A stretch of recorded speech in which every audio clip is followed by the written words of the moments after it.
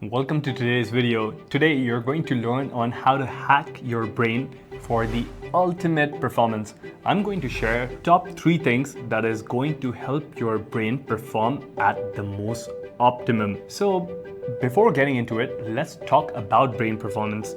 It's like having a race car for your brain, except it's just not for speed, it's for longevity, it's for endurance and things like that. Think of it like this.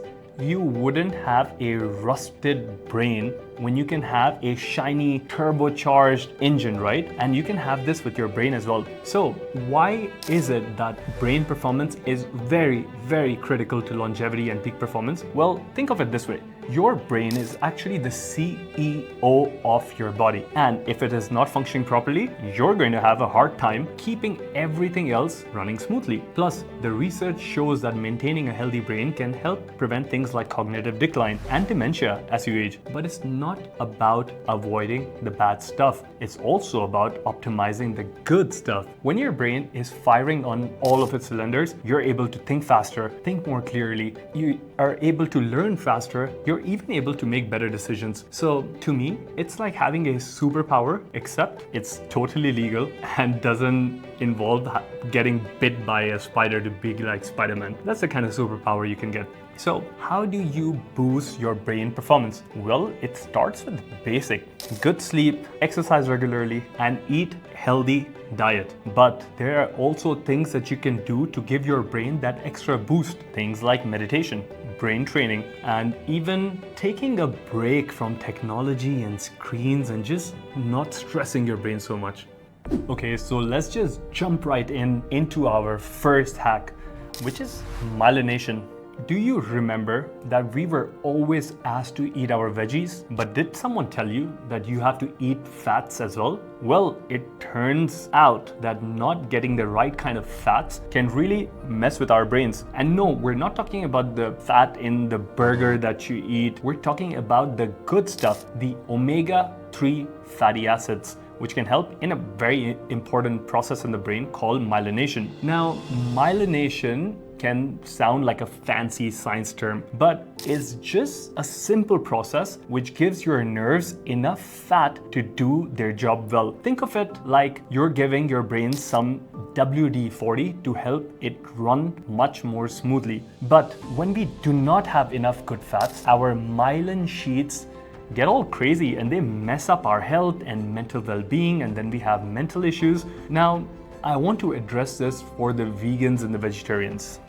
You might be missing out on some of the key nutrients that help with myelination. Things like B vitamins and omega-3 fatty acids are really essential for getting that myelin sheaths on. But don't worry, we have a few options for you. And if you're a seafood lover, things like salmon, sardines are great sources of omega-3s. And if you're like me and you like to eat meat, then go for grass-fed beef, and most of the fish, they're a good option. But if you're looking for a vegetarian option, some of the things you can try are flax seeds, walnuts, collard greens, and winter squash. So these are rich in omega-3s, but I want to give a small disclaimer or a warning. The omega-3s in these sources aren't really absorbed so much well like you could do from seafood. You might just want to eat a little bit more of the same thing. Now let's go back to myelination. Why is it important? Well, healthy myelin sheaths are very critical for brain performance and they're super critical for longevity. So if you want to keep your brain firing on all cylinders, make sure you get enough fat to support the myelination process. Your brain and your future self will thank you, I promise. The next one you want to talk about is the blood-brain barrier. Now, when it comes to keeping your brain super strong and performing at its best, you've got to keep the blood-brain barrier, or the BBB, healthy. What is a blood-brain barrier? Think of it as the blood-brain barrier is a bouncer for your brain, keeping all the nasty stuff that can mess up your mental performance outside. Your blood-brain barrier helps keep your brain in top shape. Here are some of the things you can do to increase that blood-brain barrier apart from eating good fats. The first thing is get some sleep. If you're not getting enough sleep and enough quality sleep, your brain is not going to get the nutrients it needs to function, and the brain cells, the neurons, aren't going to fire on all cylinders. So please make sure that you get that good sleep and quality sleep, especially tonight. Then the next thing is relax on alcohol. Well, we all love a good party, but alcohol can really be a buzzkill for your brain. It messes with the blood-brain barrier and causes brain cell death, and can even unleash something as a neurotoxin called acetaldehyde, which can go straight to your brain and damage it. So please take it easy on the alcohol. The next one is to manage your blood pressure. Now, we know that blood pressure can actually cause damage in our brain's glial cells, and it also unleashes a set of enzymes that can actually break down the blood-brain barrier. So please keep an eye on your blood pressure and keep it in check. You're going to like this next one. Have a cup of coffee. Now, coffee doesn't just give you energy for the days that you don't have it, it also strengthens the blood-brain barrier. It also helps reduce inflammation in the brain and helps those neurons keep on firing at all cylinders. So if you want to improve your blood-brain barrier, grab a cup of coffee or a cup of tea and get that buzz on. The next thing is a mineral. It's called magnesium. Now, magnesium is a secret weapon for your brain. It can help your blood-brain barrier get stronger, and it's even great for things like anxiety and stress. So whether you pop a supplement or you soak in an Epsom salt bath or you use some transdermal lotion to get your magnesium into your life, I don't care, but keep getting more magnesium because most of us are deficient in magnesium. The next one is to have your vagus nerve activated. Now, think of your vagus nerve as the king of all nerves, and it connects all of our organs in our bodies, keeping it in sync. So if you want your brain in the best tip-top shape, then you have to get that vagus nerve stimulated. And how do you do that? Singing, chanting, meditation, cold exposure, even humming is a really good way to activate the nervous system and the vagus nerve. Then let's look at something else. Cold exposure might sound crazy, but it could do wonders for your brain. It increases blood flow, it improves your immune system, it even helps you get in good shape because it helps you lose fat. So whether you're taking a cold shower or jumping in a cold pool or ice bath or cryo chambers, doesn't matter. Just keep getting exposed to cold, my friends. Okay, so the last hack we will address today is breath work. Now, let's talk about breath work. I know you're thinking, breath work, that's boring. It's inhaling and exhaling, right? Wrong.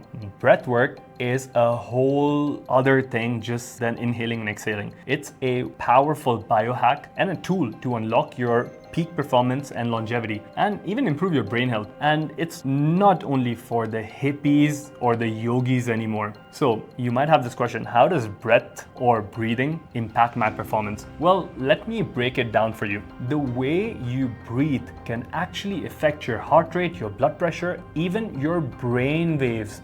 So by practicing breathwork techniques, you can actually train your body to respond to stress in a better way, improve oxygenation, and enhance your overall brain function. And do you want to know the best part? You don't need any fancy biohacks or fancy equipment, even a gym membership. You can bring breathwork into your life for free. And there are different techniques. There is the box breathing techniques, there is the 4-3-8 breathing, or the alternative nostril breathing. I want you to think of breathwork as a workout for your lungs.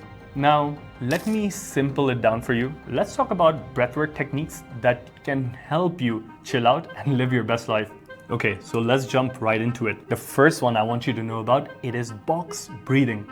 This technique is so legit that even the Navy SEALs use it to stay calm in high stress situations. And it is super simple. Let's look at it together. It is as simple as breathing in for 3 or 4 seconds, holding your breath for the same amount of time, exhaling for 3 to 4 seconds, and then holding your breath again.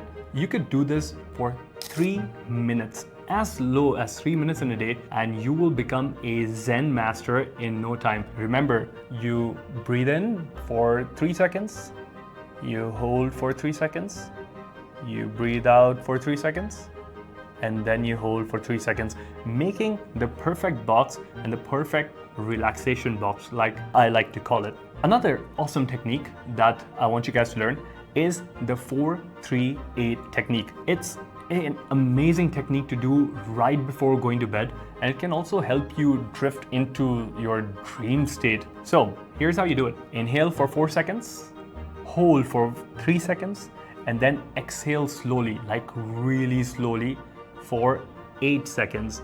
Do this for 5 minutes in the day, or especially when you're about to sleep, and you will see you sleeping like a baby for sure. Then we have the yogic traditions breathing, which is the alternative nostril breathing. It could be a bit weird, but please bear with me. This yogic technique involves closing one of your nostrils with actually your thumb, and then breathing from the other through the other nostril, and then switching sides.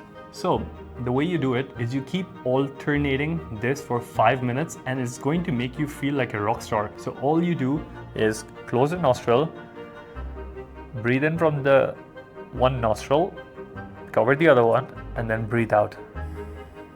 And then breathe in again from this nostril, hold, breathe out. Trust me, it is totally worth it.